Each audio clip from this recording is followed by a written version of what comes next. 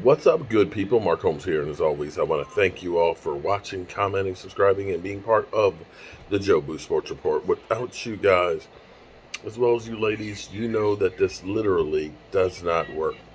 It's Friday night, and I ain't got nobody. Actually, I do. I got Michael's here, of course, in the motel, Holiday Inn. Tomorrow morning, we'll get up, do some more work, and then I'm headed back home, and I got so much work to do when I get home. Oh my God, I got so much work to do. But you know what? I'm happy that I have work to do. A couple of things that are going on. Interesting turn of events in the NFL. Baker Mayfield is a man without a team, basically. The Browns want to move him, but nobody seems to want to take him. Pete Carroll has basically said, nah, I think we're good at quarterback situation. Baker Mayfield is considered to be so bad that Drew Lock is considered okay to have for him. Carolina, who has Sam Darnold, is lukewarm at best, and definitely probably nothing will happen in May. It will surely be out of desperation for anybody to sign Baker Mayfield, which is unbelievable because we had Cowboy fans that not that long ago that would say, I'd take Baker Mayfield over Dak Prescott any day. Well, you can do that right now if you want. You can do that. So Jacqueline Gnomes, she sent me a text message, and she said she was listening to Mike Fisher's, one of his live streams, and had somebody on there from CBS who basically was talking about, Dak Prescott is like Ryan Tanahill. Now, I kind of take a little bit of offense to that one. Ryan Tanahill. Seriously? Ryan Tanahill, best season, he had 33 touchdowns, I believe. 33 in 2020. With 7 interceptions, 3,819 yards. It's a good season. But it was only 65% completion percentage. Not exactly lighting up the world. And that's when Derrick Henry was beasting like a mother humper. That's his only season of ever throwing for more than 30 touchdowns. Because as you go through there, this past year was 21 touchdowns, along with 14 interceptions. Of course, the monster year of 2020, 33-7. But in 2019, when they actually had the most playoff success, he was 22-6. In the years before that, 17, 19, 24, 27, 24, and 12. We're literally talking about a guy who has 199 touchdown passes to 102 interceptions. It's not a great ratio. And he was so bad that they decided to take one of the best quarterback prospects this year.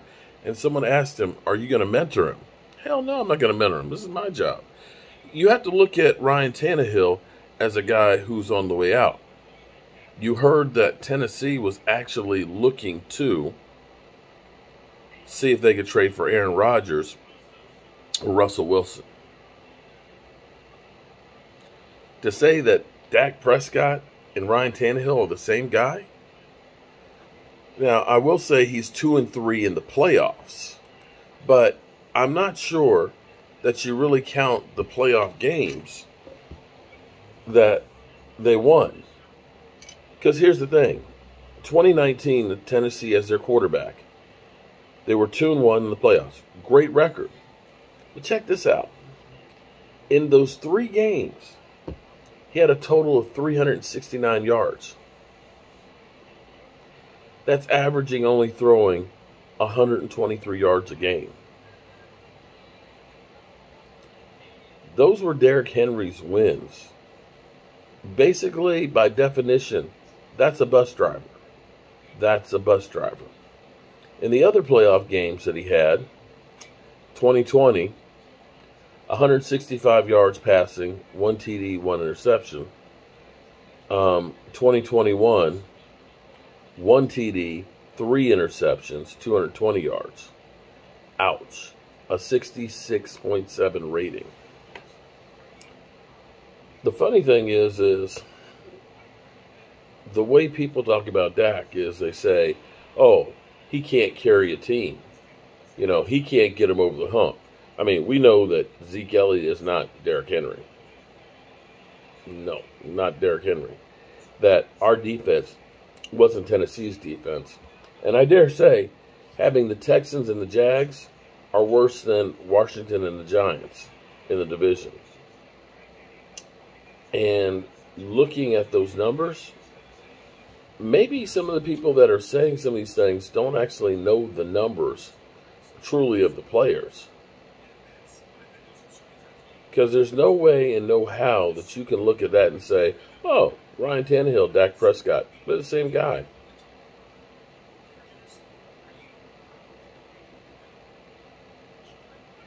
Yeah. The hate is truly real. Or, this guy from CBS was looking for some extra clicks and views. That's the way I see it right there. It's the weekend. And come Monday, our rookies will get their first taste of practicing with the Dallas Cowboys. Yeah. The season is coming a lot faster than y'all realize. It's not far away. We're almost in the middle of May. Well, it's still, tomorrow's the 7th. Still early May, but still. You know what I'm saying. We don't have that far to go.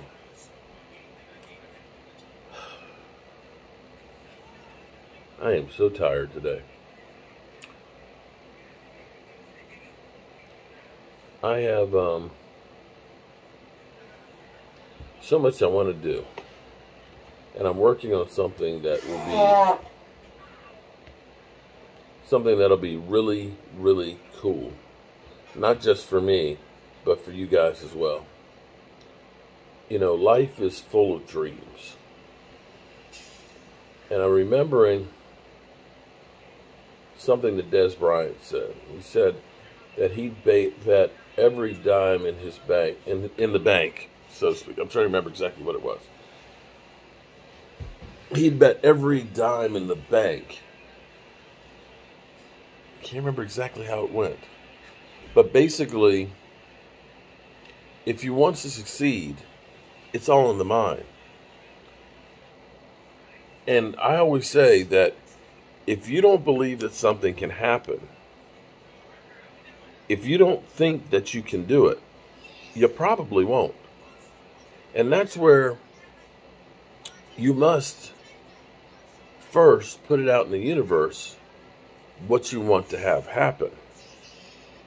And then second, believe that it can happen. And then third, work your ass off to make it happen. That's the way I've always taken and done everything in life. And maybe I'm doing things the hard way or the wrong way. But for me, I believe that almost anything, that you can achieve anything if you're willing to put in the work and sacrifice. And that's what I try and do every day. Put in the work and sacrifice. Some days maybe I work too hard.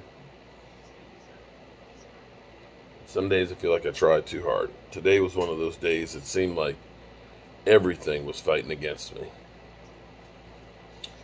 I had trying to get this house together. This is the kind of day that you had. Going to put on a new toilet in the bathroom. And when I took the old one off, found out that the flange holds the toilet down was broken, and they had put a repair flange on top of it, but it sat up too high and it wasn't attached totally. I probably could have jacklegged it and make it work, but it would still be a problem later on. So I went to the store. I got this blade that you put in the drill. It's just basically like an arbor with a little saw on it, and you use it to be able to cut out the inside of a pipe. So I get that, and I get a flange that's going to go down the side of it.